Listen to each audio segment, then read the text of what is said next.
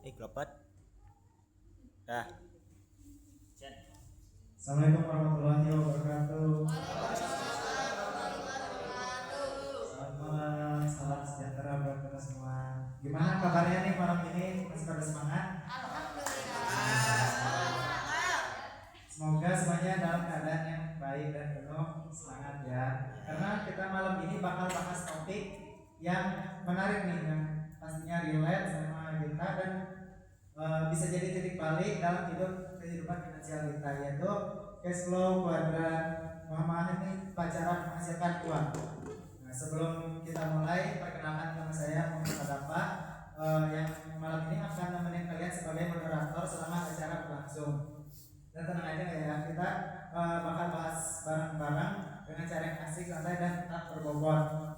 Teman-teman, di dunia ini kita pasti pengen ya punya yang namanya kebebasan finansial atau yang biasa disebut financial freedom ya. Sebenarnya gimana sih cara orang menghasilkan uang? Apakah cukup kita kerja kantoran aja atau harus punya bisnis besar nih? Di sini kita bakal di konsep bakal ditemenin sama namanya Ibrahim untuk ngejelasin gimana sih konsep cash flow kuadran. Langsung aja kita panggil Muhammad Ibrahim bin Sarko. Pada menit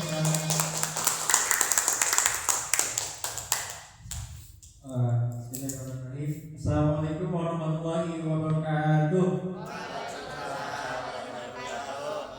Selamat malam. Gimana kabar teman-teman malam ini? Semoga teman-teman dalam keadaan sehat walafiat dan juga dalam lindungan Tuhan yang Maha Kuasa. Sebelumnya saya ucapkan terima kasih teman-teman sudah hadir pada kesempatan malam hari ini. Izinkan saya untuk memaparkan seminar yang berjudul Cash Flow Kuadran, memahami 4 syarat penghasilan luar.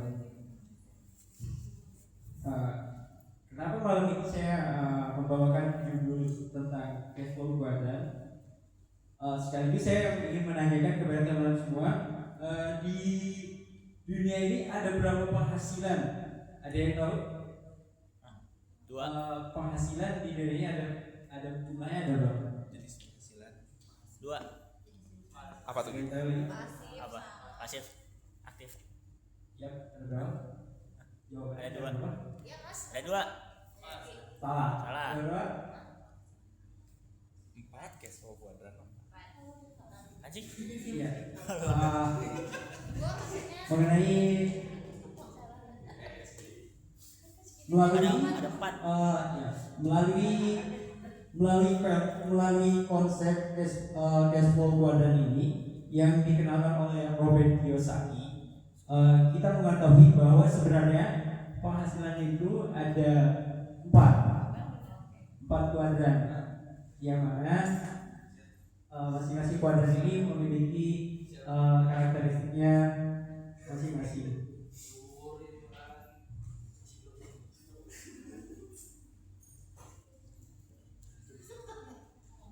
Yang bawah.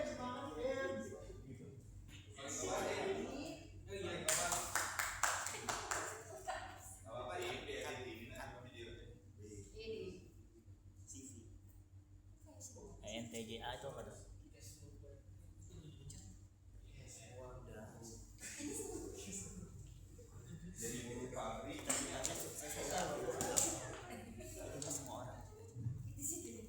Oke. Ibrahim, Baim, Ibrahim. Perkenalkan, saya Muhammad Ibrahim Dosarko, mahasiswa yang dulu berpikir soal ekonomi itu hanya soal tentang teori dan angka, tapi sekarang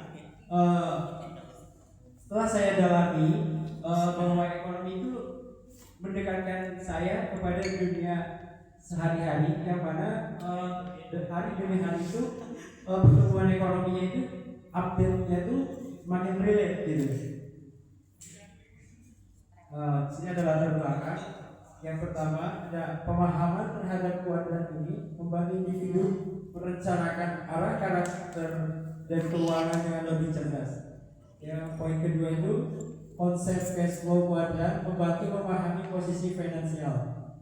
Poin yang ketiga, pentingnya beralih dari kuadran aktif ke pasif demi mencapai kebebasan finansial. Yang terakhir ada peluang bisnis dan investasi semakin terbuka besar. Nah, rumus masalah.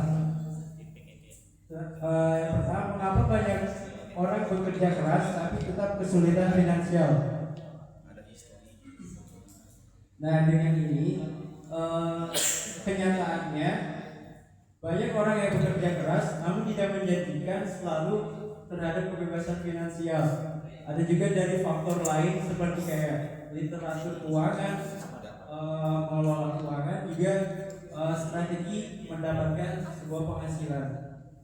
Terus bagaimana cara mengubah mindset dari bekerja untuk uang menjadi uang bekerja untuk kita? Ini adalah perubahan mindset yang kita memfokuskan harus yang tadinya dari kuadran aktif menjadi kuadran pasif. Lalu apa perbedaan mendasar antara orang kaya dan orang biasa dalam menghasilkan income? Dan tersebut mereka menghasilkan dengan cara yang menggunakan sistem dan juga yang luar biasa ya. Nah, masuk ke poin berikutnya ya. Dari kuadran sebelah kiri yaitu terdapat adalah employee. Jadi employee ini menunjukkan bahwa seorang karyawan bekerja untuk orang lain. Jadi yaitu sebuah karyawan yang bekerja untuk perusahaan orang lain. Dan di sini tidak memiliki leverage atau penggandaan, hanya punya akses ke 5% kekayaan di dunia. Jadi employee ini masih menggunakan kayak waktunya dia itu ditukarkan oleh uang ya. Jadi posisinya itu yaitu active income. Bila mana sang employee ini tidak bekerja maka tidak mendapatkan uang. Lalu ada bergeser ke kuadran self-employed, yang mana self-employed ini dia sudah memiliki suatu usaha, yaitu dirinya adalah bosnya sendiri. Jadi bekerja itu untuk diri sendiri, tidak ada leverage juga karena dia mengandalkan dirinya sendiri. Lalu bebas waktu untuk melakukannya kapan saja. Nah, dari kuadran kiri ini kita beralih ke kuadran kanan, yaitu ada business owner. Business owner ini yaitu salah satu pemilik perusahaan yang sudah melakukan ekspansi, yaitu memiliki sistem. Jadi sistemnya ini yang bekerja untuk beliau. Dengan pemilik perusahaannya ini membuat sistem, jadi sistem ini yang bekerja untuk dia. Nah, dari business owner ini dia memiliki leverage atau orang lain yang bekerja untuk dirinya. Juga termasuk yang menguasai 95% kekayaan, walau jumlahnya hanya 5%. Jadi contohnya seperti kayak perusahaan Amazon yang di ownernya oleh Jeff Bezos, juga ada Alibaba yang ownernya Jack Ma, lalu ada Microsoft, Bill Gates, seperti itu. Mereka sudah memiliki sistem di perusahaan tersebut. Maka dari itu, walaupun dia pergi traveling kemana, mau sambil tiduran, dia tetap menghasilkan income. Nah, di sini ada level yang paling diidamkan, yaitu menjadi seorang investor. Jadi ini adalah uang yang bekerja untuk kita. Jadi dari hasil yang kita dapatkan lalu dialokasikan untuk invest. Jadi tidak perlu aktif bekerja untuk mendapatkan penghasilan. Nah, ini salah satu puncaknya freedom finansial. Jadi hanya 5% populasi tapi menguasai 95% kekayaan. Nah ini maksudnya passive income. Nah di sini ada penjelasannya, jika kamu ingin kebebasan finansial, kamu harus berpindah dari kuadran kiri, employee dan self-employed, ke kuadran kanan menjadi business owner dan investor, karena disitulah penghasilan pasif dan leverage berada. Nah tujuan pembelajarannya itu untuk mengubah mindset kita supaya yang tadinya kita dari active income itu jadi ekspansi ke passive income.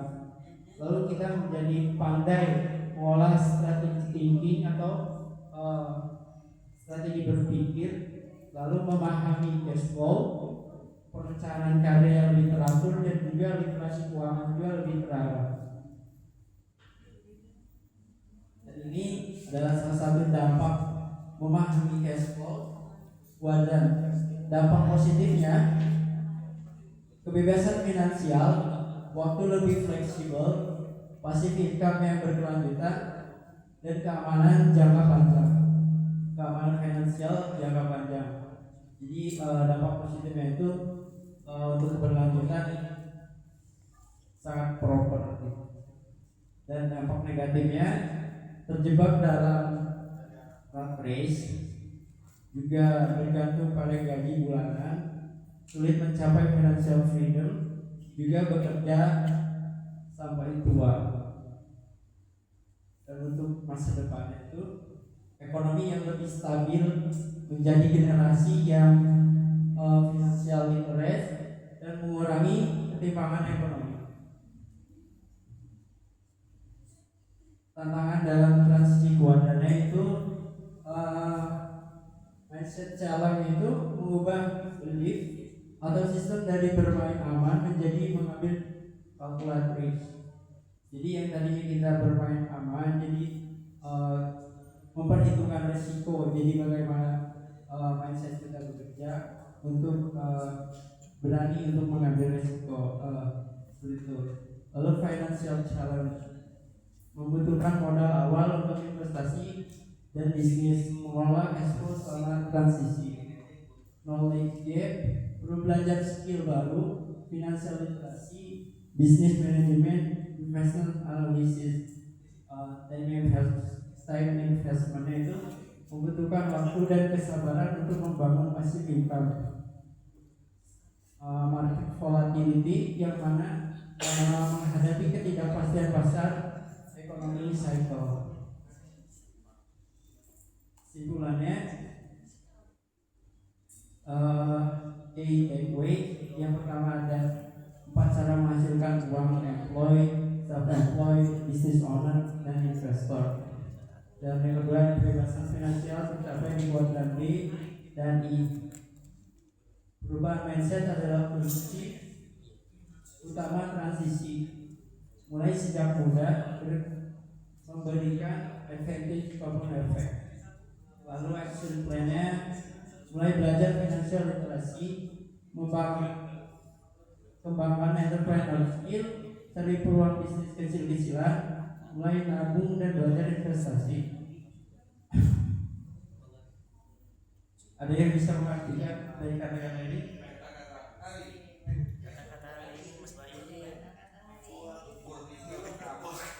Masa depan kamu diciptakan oleh apa yang kamu lakukan sekarang, bukan besok. Tepat sekali, beda. Jadi masa depan kamu itu dibuat oleh apa yang dilakukan hari ini, bukan besok.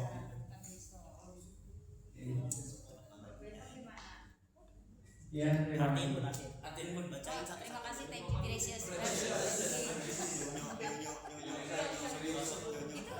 Boleh kasih tepuk tangannya dulu dong. Gimana materi yang kita baru dapat hari ini, kita bisa dapat banyak insight baru ya. Jadi gimana sih, ada 4 kuadran gitu ya. Oh iya.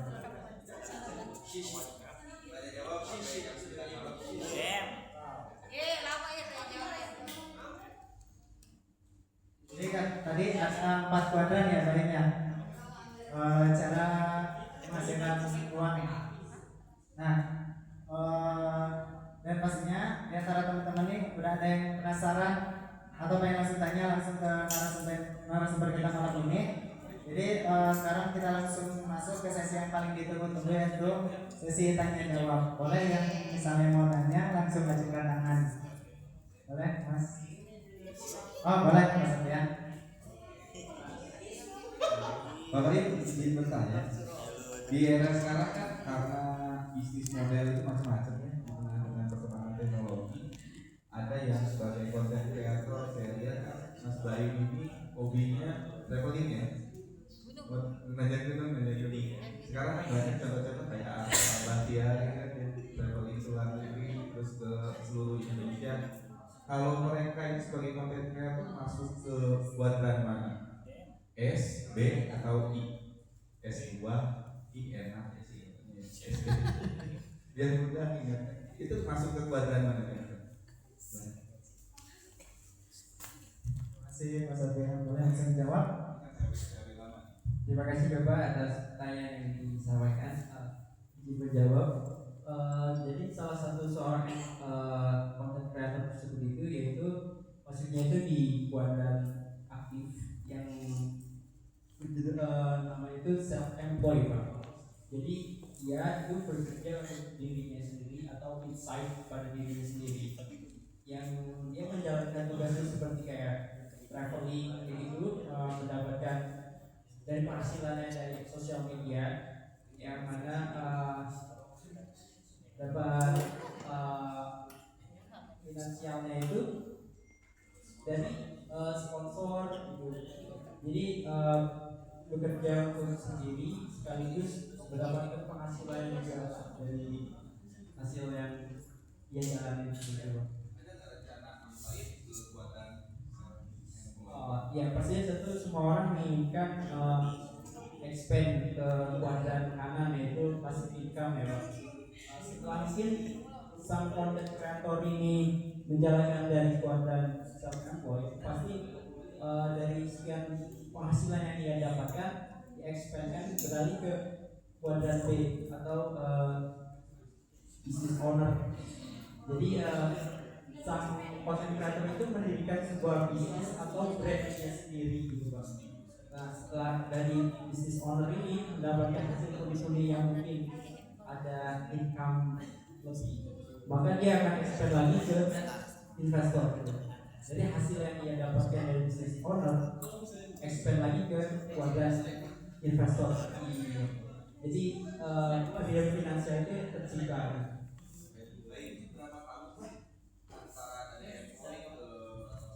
Ya itu pertanyaan saya Pak.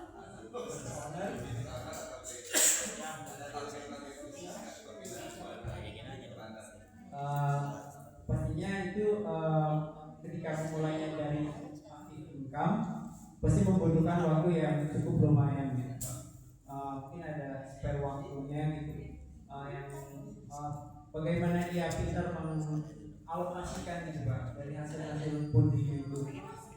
Ya saran kita tergantung sama aktif dia bekerja juga sih Pak. Lalu setelah mendapatkan hasil yang banyak dia expand ke passive income yang kuadran kanan. Masih ada lagi yang mau bertanya? Boleh Mas yang di belakang.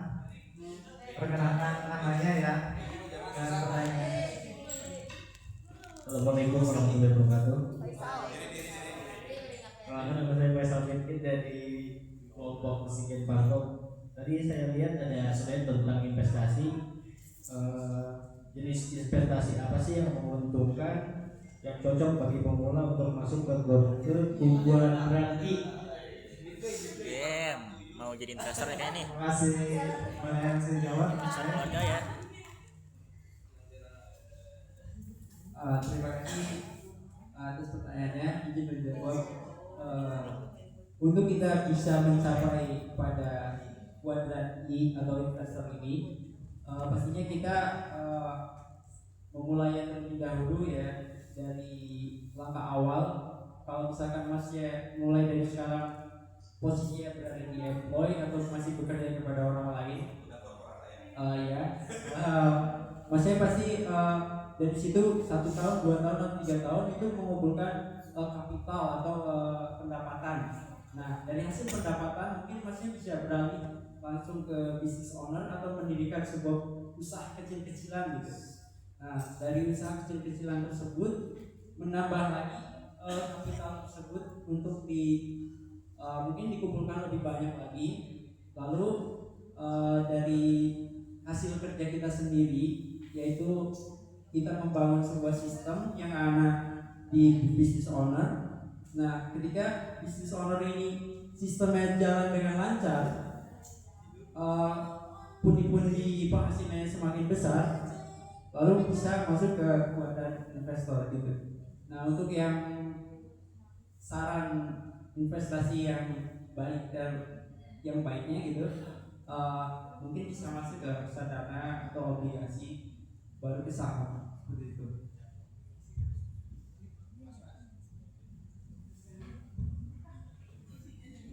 Oke, satu pertanyaan terakhir ya. Ada yang mau bertanya lagi?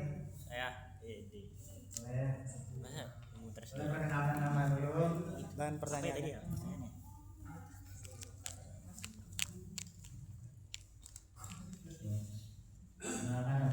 Assalamualaikum warahmatullahi wabarakatuh. Perkenalkan, saya Indra Ramasya dari Metro Bekasi. Terkait dengan investasi, Mas Baik, kan saya pernah cek gitu, kalau misalkan resiko investasi saya adalah yang nggak mau mengambil resiko, yang pengen yang aman, itu tuh tetap bisa investasi kan atau gimana ya? Kira-kira investasi apa yang cocok buat resikonya kayak gitu, yang main aman gitu, jadi tenang gitu kalau uang. Terima kasih. Oh, berarti pengen nih investasi tapi yang low risk ya, Mas Bayu. Begitu. Apakah seperti itu? Nah, boleh dijawab. Terima kasih Mas Egi atas pertanyaannya, izin menjawab. Mungkin untuk kita main low risk itu tergantung kita bermainnya itu Mas Egi sebagai posisikan sebagai trader atau investment. Kalau misalkan Mas Egi inginkan untuk investasi atau investment, mungkin Mas Egi bisa bermain sebagai long term atau jangka panjang, yang mana Mas Egi hanya sekali atau jadi tidak melakukan sering, berarti apa ya, misalkan Mas Egi mengambil saham BCA, ketika Mas Egi masuk ke saham tersebut, mungkin Mas Egi memilih terlebih dahulu apakah Mas Egi ingin untuk bermain sebagai trader atau investing. Kalau misalnya Mas Egi sebagai investing, pasti kalau ingin bermain aman yaitu main long term atau jangka panjang. Jadi hasil dari long term itu setiap perusahaan tersebut bagi dividen, ya tinggal kita menerima dividen itu saja yang sudah ditentukan oleh jadwal bagi dividen. Bingung? Tapi kalau misalkan, tapi ada gak sih pendapatan lain selain dari dividen? Pasti ada juga, ada scalping seperti di trader. Kalau di trader biasanya scalping.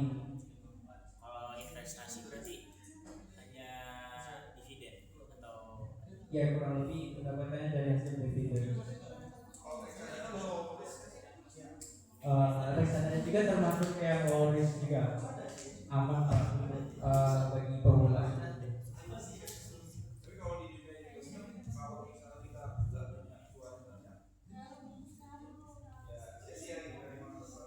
Ya betul, maka balik lagi dari itu kita mulai dari employee, ya.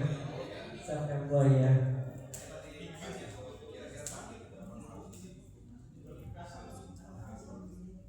Pandai-pandai kita mengalokasikan kayak hasil dari pendapatan kita itu untuk dikumpulkan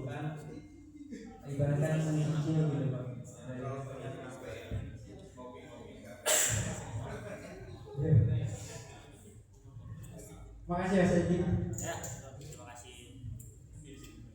Terima kasih Mas Egi atas pertanyaan dan terima kasih Bapak Badim atas boleh satu pertanyaan terakhir bonus boleh Mas yang di belakang sebutin namanya dan pertanyaannya. Oke, perkenalkan nama saya Agam Dayat dari kelompok Kaila Sus. Bagaimana cara mengelola waktu dan modal dalam konteks masing-masing kuadran? Terima kasih. Gimana boleh? Bagaimana cara mengelola waktu dan modal dalam konteks masing-masing kuadran? Pertanyaannya kan ada 4. Baik, gimana cara mengelola waktu dan modal? Terima kasih. Terima kasih atas cara mengelola waktu dan modal untuk masing-masing. Besok. Untuk mengelola waktu tersebut bisa ditentukan oleh diri kita sendiri yang ingin bertahan di kuadran itu seberapa lama gitu. Misalkan Masnya berada di posisi employee atau sebagai pegawai, itu ya bisa jangan selamanya itu untuk berada di employee terus menerus gitu. Karena yang bikin kaya itu ya bosnya yang dari perusahaan tersebut. Secara aktif kita berada di posisi kuadran tersebut, usahakan jangan terlalu lama. Kalau misalnya kita masih bekerja untuk orang lain ya kayak sebatas untuk mengambil ilmunya aja dari perusahaan tersebut gitu. Nah, habis dari situ bisa beranjak lagi beralih ke kuadran yang selanjutnya self employed, dan itu bisa ditentukan juga berapa lama yang ingin kita jalani gitu, dan mendapatkan hasil kunjungnya untuk expand lagi ke kuadran yang selanjutnya. Seperti ini.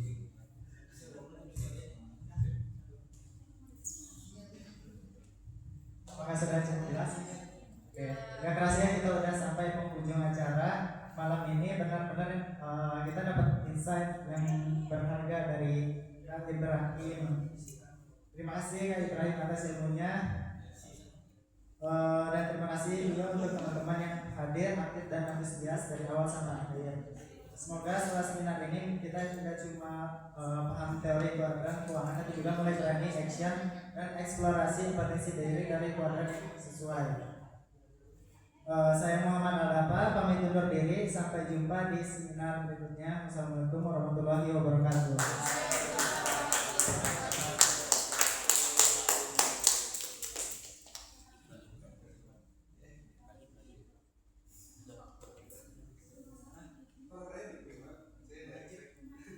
Oke, tepuk tangan sekali lagi buat Mas Baim. Mantap. Mana Bu ini? Ki, expect nggak Mas Baim bisa jadi pemateri seperti ini? Tidak, Pak. Enggak kan, sebelumnya kan ya dia riset materi ini berapa tahun Mas? Emang suka dari dulu keuangan finance? Tertantang berapa tahun sih agar mempelajari ini? Kelihatan menguasai banget kan ya? 5 tahun, Pak. 5 kali lagi berbicara di bangun insya Allah lancar. Gaya-gayanya sih udah gaya-gaya universitas negeri sana gitu. Dari ketenangan, enggak kelihatan kan grogi kan ya? Enggak kan ya? Saya ahli kayaknya. Ya, kalau grogi pun wajar, baru pertama 4 kali lagi udah bisa jadi pembicara gitu. Dari gaya selalu santai, menguasai materi. Apalagi yang pembicara berikutnya nih, ini mah nggak usah diragukan lagi. Ada di industri horeca, hotel, restoran, dan kafe. Ini banyak sekali pengalaman-pengalaman terkait dengan industri jasa. Kalau belajar marketing, ini paling bagus kalau marketing jasa. Jadi kalau teman-teman sudah bisnis jasa, tidak bisnis produk atau manufacture, insya Allah gampang. Karena jasa harus menguasai